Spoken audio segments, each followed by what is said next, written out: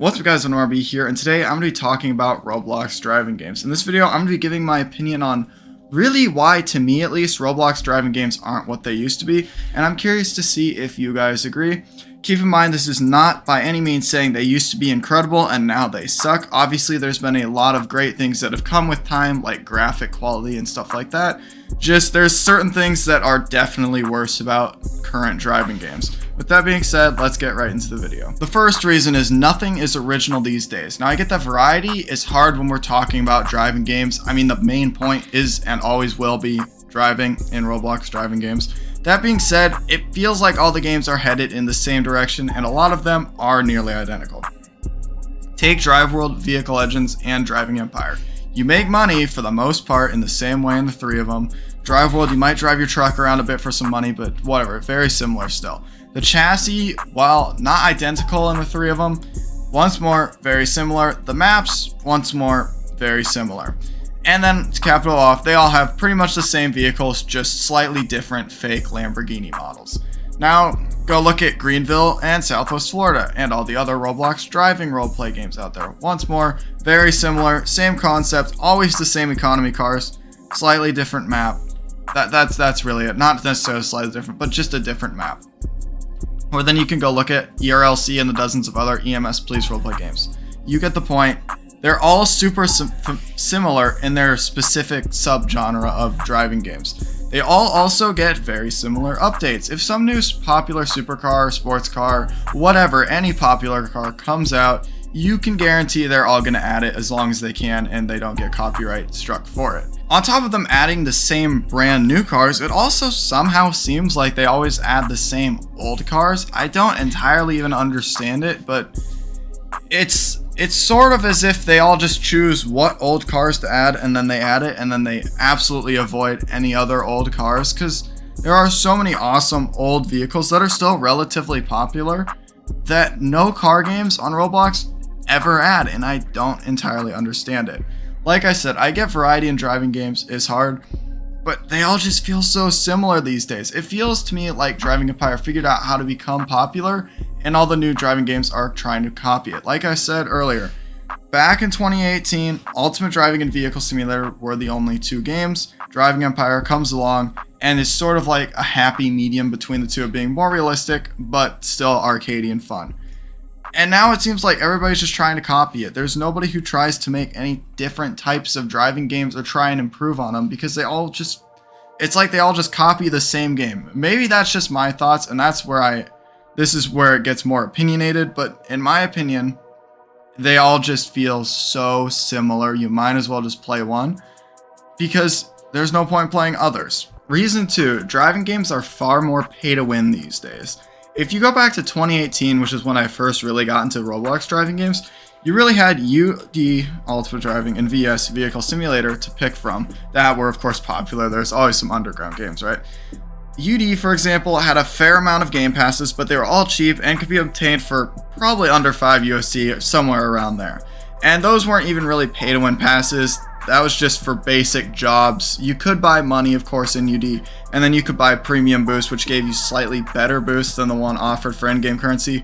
But Premium Boost, not really pay-to-win. You know, money you could buy, that's fine. I get why they have money, and it was super pricey. And then jobs, right? Makes sense. Vehicle Simulator was pretty much the same way. You could buy different teams. You know, you could buy like tow truck pass, bus game pass later on, stuff like that.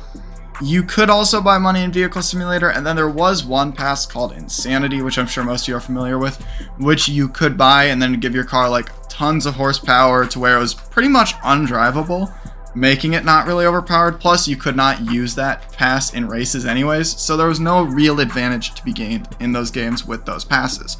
Nowadays, most driving games offer a VIP game pass, which increases your money earnings as well as other things sometimes in the game.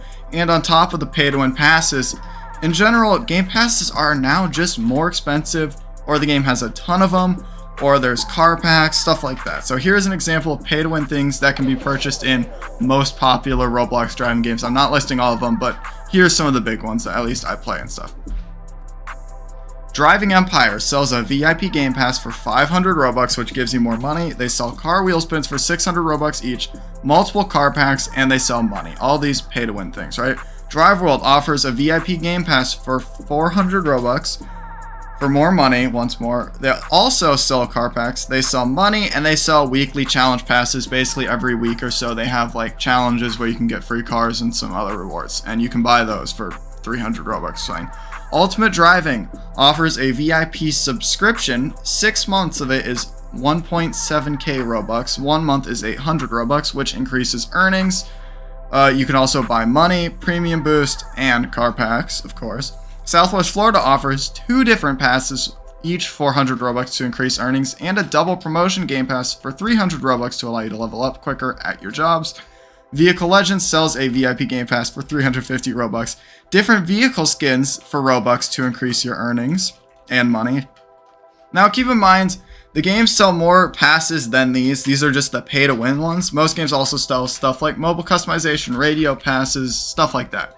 And I don't really consider those pay-to-win, hence why they aren't listed. But like a lot of those are pay-to-win. All the ones I just listed, to an extent, are pay-to-win. I get VIP, you know, it makes you money, but that wasn't around back then. It was, but it wasn't as relevant. I get car packs, once more, they're still pay-to-win, right? Especially Ultimate Driving, which just sells their cars for Robux too. Now, I get developers need to make money off of their games. I'm all for certain game passes, and even for being able to buy money in games being a feature. Passes such as the radio pass, which is kind of useless these days, but whatever. Or mobile customization, some types of car customization, custom license plates, stuff like that.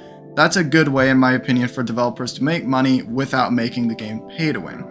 These days, with Roblox games, it truly feels like it costs around $10 to unlock the game's full potential, whether that be job game passes, VIP to be good at grinding, any sort of boost to be good at racing or competitive, stuff like that.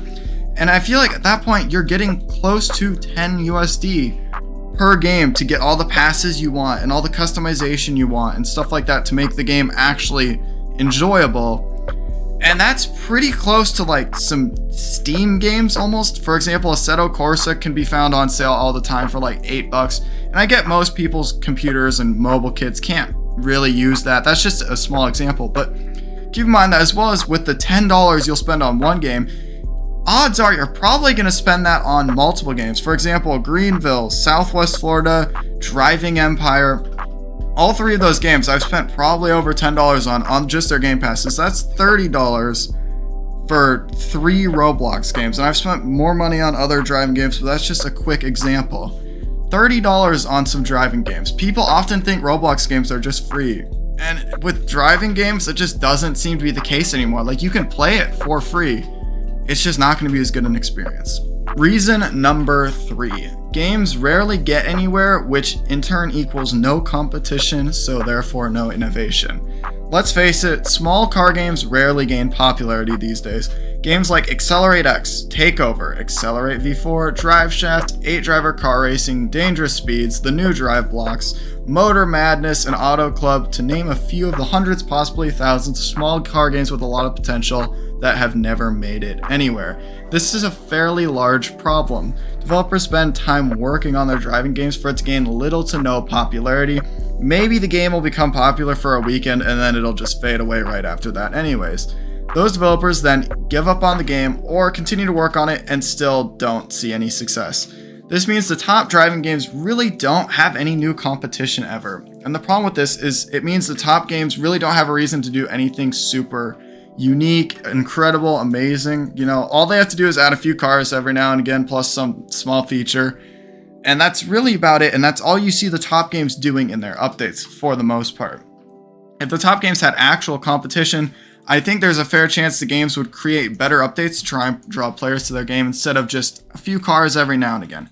Now, the current top games, or current top driving games, I should say, do compete with each other to an extent, but let's be honest, most people will play one a lot and the rest really only occasionally. For example, with me, I always used to play Ultimate Driving. I played Wait For It when it came out, but I never played a lot of Wait For It because I would just play Ultimate Driving, right?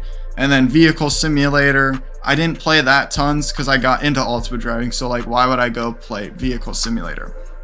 Tons. New games, on the other hand, have the potential to do stuff better than the current top games and draw players that way. For example, with Drive World and Driving Empire. Drive World hold a massive audience, and a lot of people from Driving Empire started playing Drive World a lot because it was a good new game with new content and stuff that wasn't seen in Driving Empire that other games weren't doing. So I just feel like, and I know this is like going to be a hard one, but I just wish we saw more small games make it places, because there's so many great small games out there that never get anywhere, like Accelerate X, which has, or had anyways, a lot of potential because of how greatly detailed the models were and just all the little details in the map and stuff.